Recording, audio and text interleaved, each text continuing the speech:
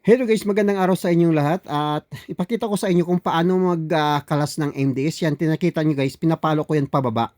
Ipapaluin mo lang siya pababa guys at mahuhugot na yan. Hindi mo basta-basta mahugot yung MDS na yan ng makina kung hindi mo siya paluin pababa.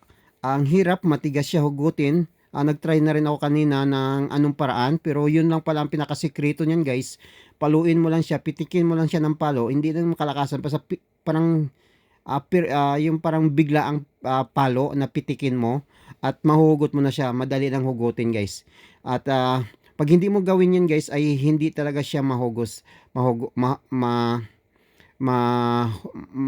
mahatak pataas yung MDS.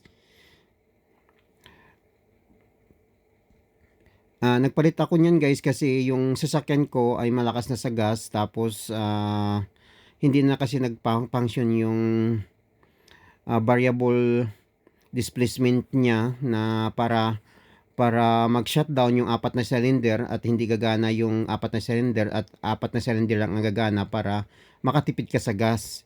So since na hindi na gumagana yung MDS natin, malakas na yung gas natin kaya kailangan ko na nagpalit. So napalitan ko na yung tatlo guys, pang last na lang to. So bago ko ikabit yung bago, at kailangan ko malinis muna siya ng husto-husto, mawala yung mga ribaba, mawala yung mga langis-langis at na kumakapit na yung mga alikabok dahil may langis.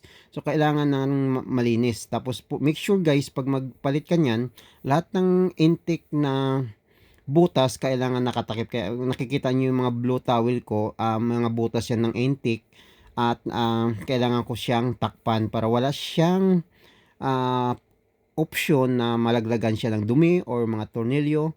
Delikado pag malaglagan ka dyan at kailangan mag-overhaul ka na. So make sure talaga na mag-ingat ka. So yan guys, kukuha na ako ng bagong MDS para uh, ikabit ko na doon sa last slot ko. So ano ba yung MDS na yan? Multi-displacement system ng engine. So siya yung nag-shutdown ng cylinder pag hindi kailangan ng malakas na persa. For example, nasa rektahan ka lang, hindi naman kailangan malakas na reksa, sinashutdown yun. Ito guys, may apat na MDs to. So sinashutdown niya yung apat na cylinder.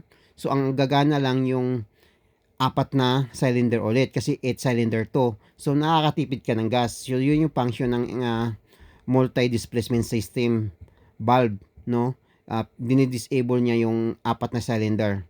So ganun ang function niyan guys. So bago ko ikabit yung MDS na yon, ang ginagawa ko, nilalagyan ko siya ng langis yung yung dalawang oil ring para pag nilapag ko yan doon sa butas, smooth na spot siya. So ganun yung function ng MDS guys. So patapos na ako diyan kasi apat na yung pang-apat na yung ginagawa ko, yung tatlo na ikabit ko na. So patapos na yan at sana successful tayo. Yan, kinuha ko na yung pesa natin guys. Yan yung MDS natin, yung multi displacement system valve para sa ating makina. At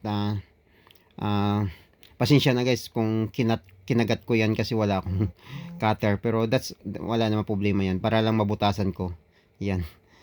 So yan, at may bago na tayong MDS, apat. Tapos yan guys, nakikita nyo, pupunta ako dun sa isang tabi para lagyan ko siya ng oil. Lalagyan ko yan siya ng oil para pag sinalpak ko, sakto-sakto at smooth yung pagkasalpak natin yan. Nilagyan ko siya ng oil. So, yun. That's all guys. Thank you so much.